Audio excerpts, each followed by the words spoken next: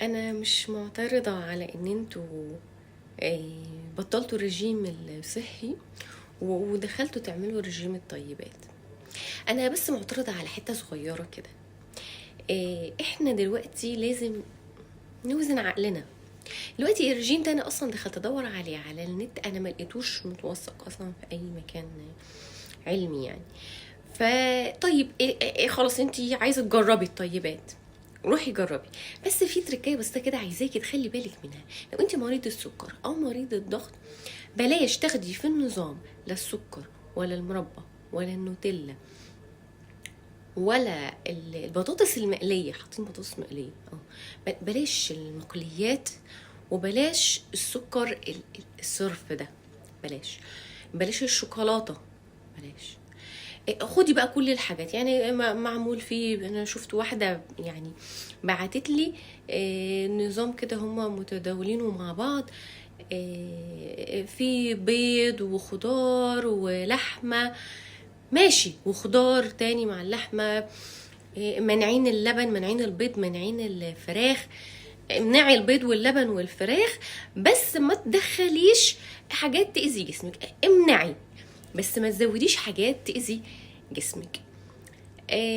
انا مش ضد حاجه، ده نظام بيتجرب، كل حاجه بتتجرب. عايزه اقول لكم ان المونجارو اللي نزل السوق وعامل ضجه كبيره جدا بيخسس ناس بالكيلوات كتير جدا، بيتجرب على البشر دلوقتي.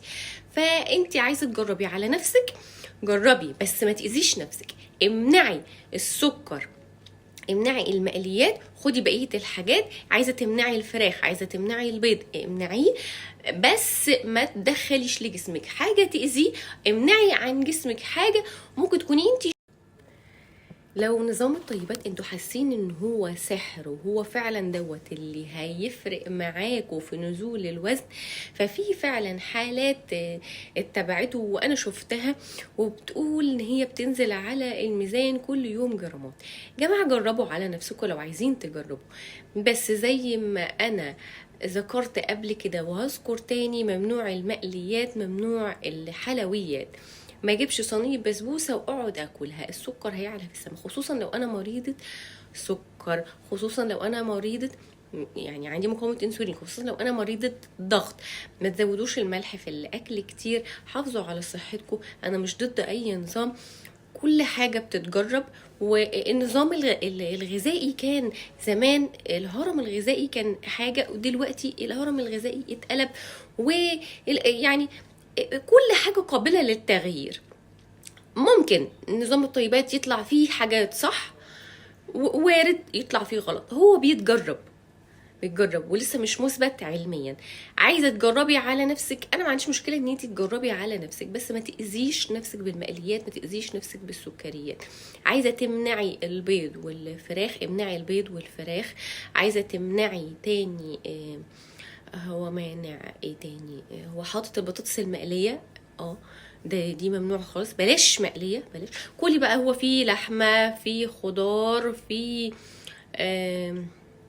تونه، في سمك حلو، في سمك كتير والسمك جميل جدا، انا بحب السمك اوميجا 3، في ايودين وممتاز. لو هتاكليه كل ايام الاسبوع كليه مشوي، بالعكس يعني ممتاز جدا لصحتك. حكمي عقلك، لقيتي الحاجه دي مش هتضرك كليها، لقيتي الحاجه دي هتضرك شيليها.